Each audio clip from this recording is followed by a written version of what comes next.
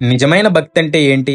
అసలు శివుడు కనబడతాడా? ఏం చేస్తే శివుడు కనబడతాడు? ఆ మహాదేవుడివి ఎన్నెన్నో లీలలు. అందులో ఈ రోజు ఒకటి చూద్దాం. ఆ ఊరి పేరు శివపురం. ఆ ఊరు చుట్టూ మొత్తం ఎత్తైన కొండలు, పక్కనే హాయిగా సాగే గోదావరి నది. ఆ ఊరి పొలిమేరల్లో పురాతనమైనటువంటి శివాలయం ఉంది. ఆ ఆలయంలో శివుడు 6 అడుగుల 7 అంగుళాల ఎత్తు తెల్లటి స్ఫటిక లింగ రూపంలో భక్తులకు దర్శనమిస్తూ ఉంటాడు. మరి గుడి ఆవరణలో సాంబడు కొబ్బరికాయల వ్యాపారం చేస్తూ ఉంటాడు. మరి ఏ జన్మలో ఏ పుణ్యం చేశాడో ఏమో, సాంబడికి శివుడంటే చాలా ఇష్టం, చాలా భక్తి. ఎంత భక్తిపరుడంటే వ్యాపారంలో వచ్చిన డబ్బులు ఇంటిలోకి కొద్దిగా ఖర్చులకి తీసుకుని మిగిలిందంతా ఏ రోజుకు ఆ రోజు శివుడి హుండీలోనే వేసేస్తాడు. సాంబడికి అత్యాశ లేదు, అంతకు మించి ఆశ కూడా లేదు. శివుడికి దగ్గరలో ఉన్నాను అన్న తృప్తి మాత్రమే ఉంది. ఈ మంచి గుణాల వల్ల గుడిలో ఉండే అర్చకులైనటువంటి స్వామి సోమయాజులు గారికి సాంబడికి మంచి స్నేహం కుదిరింది. రోజు సాయంత్రం సుబ్బడు అతని భార్య సోమయాజులు గారి ఇంటికి వెళ్లడం, ఆయనేమో శివపురాణం, పేరియ పురాణం, రామాయణం లాంటి గొప్ప గ్రంథాలను వాళ్ళకి అర్థమయ్యేలా చెప్పేవారు. దాంతో ఈ దంపతులిద్దరూ ఆనందంతో భగవంతుని లీలలు వింటూ ఒళ్ళు మరిచిపోయేంతలా పులకరించిపోయేవారు. ఇలా జరుగుతున్న కొన్నాళ్లకి సాంబడి భార్య గర్భవతి అయ్యింది. స్వయంగా సోమయాజులు గారి భార్య ఇంటికి వచ్చి చెయ్యాల్సిన మంచి, చెయ్యకూడని చెడు చెప్పి ఆ రోజు శివరాత్రి కావడంతో వారి ఇంట్లో చేసిన పాయసం పెట్టి మరీ వెళ్ళింది. అలా సరిగ్గా 9 నెలల తర్వాత సాంబడికి కొడుకు పుట్టాడు. సోమయాజులు గారే దగ్గరుండి చెయ్యాల్సిన శాంతులు, చెయ్యదగ్గ హోమాలు జరిపించారు. స్వయంగా ఆయన చేతుల మీదే జాతక చక్రం వేశారు. ఒరే సాంబడు, నీ కొడుకు మీద శివానుగ్రహం ఉందిరా, చాలా ఉన్నత స్థాయికి వెళ్తాడు, మీ ఇద్దరికి మంచి పేరు ప్రఖ్యాతలు తెస్తాడు, పేరేం పెడదామనుకుంటున్నావు అని సోమయాజులు గారు అడిగారు సాంబడిని. అన్నీ తెలిసినవారు, మా కుటుంబం మంచి కోరేవారు, మీరే పెట్టండి పంతులు గారు అన్నాడు సాంబడు. ఒక్కసారి కళ్ళు మూసుకుని సోమయాజులు గారు సుబ్రహ్మణ్యం, ఆ పేరు బాగుందిరా సాంబడు అని అన్నారు. సాంబడు చాలా ఆనందించి ముద్దుగా సుబ్బడు అని పేరుతో పిలుచుకున్నారు తల్లిదండ్రులిద్దరూ. సుబ్బడికి ఏడాది దాటేసరికి నడక వచ్చేసింది.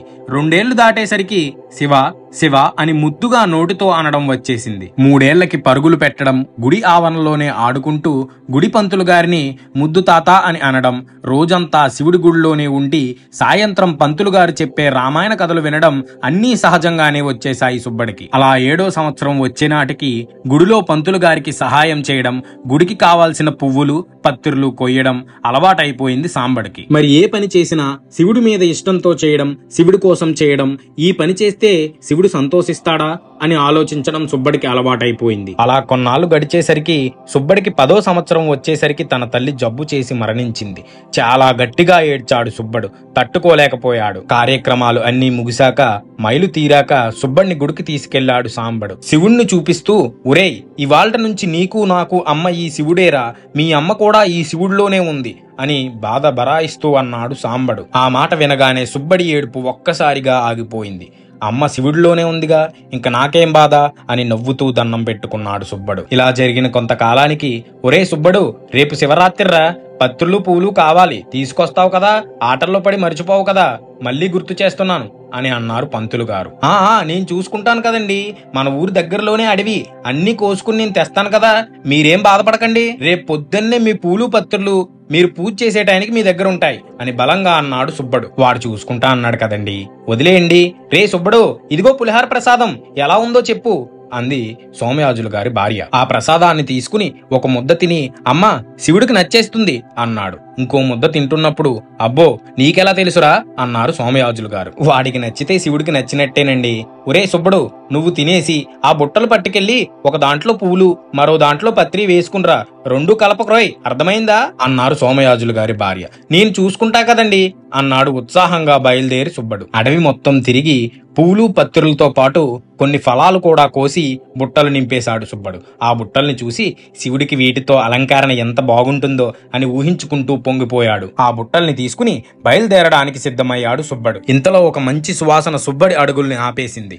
ఇది వరకు ఎన్నడూ ఇలాంటి సువాసన సుబ్బడికి తెలియదు. అబ్బా, ఇలాంటి సువాసన కలిగిన పువ్వు శివుడి మీద ఉంటే అని ఊహించుకున్నాడు. ఆ ఊహ సుబ్బడిని ఉక్కిరి బిక్కిరి చేసేసింది. వెంటనే ఆ సువాసన వచ్చే దిక్కు వైపుకు బయలుదేరాడు. అలా నడుస్తూ కొంత దూరం వెళ్ళగా అప్పుడు కనిపించింది సుబ్బడికి ఆ సువాసన వెదజల్లే చెట్టు మీద కాసిన పువ్వులు. చాలా వంకర టింకరగా పెద్దగా ఉన్నాయి వాటి కొమ్మలు. శివుడికి ఈ పువ్వు ఎలాగైనా పెట్టాల్సిందే అనుకున్నాడు సుబ్బడు. ఆ పువ్వుని చూసుకుంటూ చెట్టు ఎక్కడం మొదలు పెట్టాడు సుబ్బడు. ఆ కొమ్మ నుంచి ఈ కొమ్మ, ఈ కొమ్మ నుంచి ఆ కొమ్మ మారుకుంటూ ఎగిరి ఎగిరి వెళ్ళాడు. పైకెక్కి ఎలాగోలాగ మొత్తానికి ఆ పువ్వు దగ్గరికి వెళ్ళాడు. బంగారు రంగులో ఉంది ఆ పువ్వు. శివుడు ఆనందపడిపోతాడు.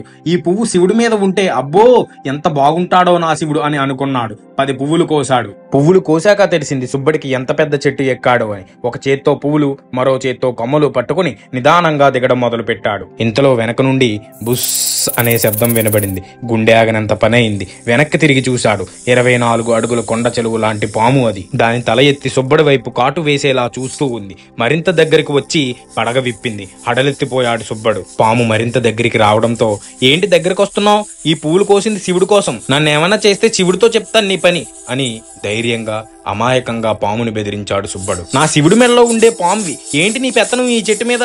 ముందు నువ్వు ఇక్కడి నుంచి దిగిపో, శివుడితో చెప్తా లేదంటే అంటూ ఆ పాము కళ్ళల్లోకి చూస్తూ అన్నాడు గట్టిగా సుబ్బడు. విచిత్రంగా ఆ పాము నెమ్మదిగా వెళ్లిపోయింది. సుబ్బడు చెట్టు మీద నుంచి దిగి కోసిన ఆ 10 పువ్వుల్ని వేరుగా కట్టకట్టి గుడికి బయలుదేరాడు. ఊరిలోకి వచ్చాక సుబ్బడు కనిపించింది.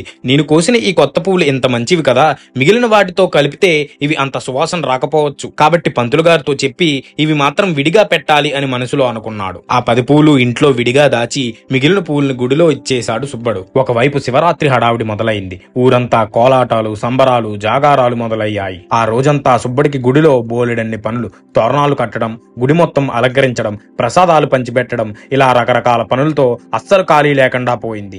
ఈలోపు ఆ దాచిన పువ్వుల సంగతి మరిచిపోయాడు సుబ్బడు. అలా రాత్రంతా జాగారం అయ్యి ఇంటికి వస్తుంటే సుబ్బడికి గుర్తొచ్చింది. తాను కోసిన ఆ పువ్వుల సంగతి మరిచిపోయానే అని. అయ్యో, నా పువ్వులు శివుడికి పెట్టలేదే అని బాధపడిపోయాడు. రేపు పొద్దున్నే పంతులు గారికి చెప్పి ఈ పూలు పెట్టాల్సిందే అని అనుకుంటూ నిద్రపోయాడు. మరుసటి రోజు ఉదయం స్నానం అయ్యాక కొండలోని పువ్వులు వెతకడానికి సుబ్బడు వచ్చాడు.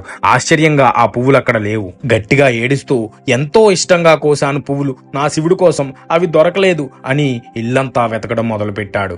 కానీ అవి ఎక్కడా దొరకలేదు. మరోపక్క పంతులు గారికి గుడి శుభ్రం చేయడంలో సహాయం చేయాలి, ఆలస్యం అవుతుందని చాలా బలవంతంగా పువ్వులు దొరకలేదనే బాధని దాచుకుంటూ దిగముంగుకుని గుడికి బయలుదేరాడు. ఎరా సుబ్బడు, ఎందుకని దీనంగా పెట్టా మొహం అని పంతులు గారు అడిగారు. సుబ్బడు ఏమీ మాట్లాడలేదు. పంతులు గారు ముందు తలుపులు తీసి ఒక మెత్తని వస్త్రం తీసి సుబ్బడికిచ్చి, ఇదిగో నువ్వు ఈ నంది దగ్గర శుభ్రం చెయ్యి, నేను గర్భగుడి తలుపులు తెరిచి వస్తాను అని పంతులు గారు బయలుదేరారు. మౌనంగా సుబ్బడు నంది మీద ఉన్న ఆకులు పువ్వులు తీస్తూ నంది విగ్రహాన్ని తుడుస్తున్నాడు. అలా తుడుస్తూ ఒక్కసారిగా గర్భగుడి వైపు చూశాడు. పంతులు గారు గర్భగుడి తలుపులు తీశారు. ఆశ్చర్యం! శివుడి మీద తాను కోసి దాచిన బంగారు రంగు పువ్వులు ఉన్నాయి. నిన్న చేసిన ఆ పూల అలంకరణ మొత్తం ఒక పక్కకి ఉంది. తాను కోసుకొచ్చిన పూలు మాత్రమే శివుడి మీద ఉన్నాయి. శివా అని గట్టిగా అరుచుకుంటూ గర్భగుడి వైపు పరిగిపెట్టాడు సుబ్బడు. ఎంత చక్కగా ఉన్నావో ఈ పూలతో, నాదిష్టే తగిలేట్టుంది కదయ్యా శివయ్య అంటూ చాలా ప్రేమతో అన్నాడు శివలింగం వైపు చూస్తూ. ఒరే సుబ్బడు, ఏంట్రా ఇదంతా అంటూ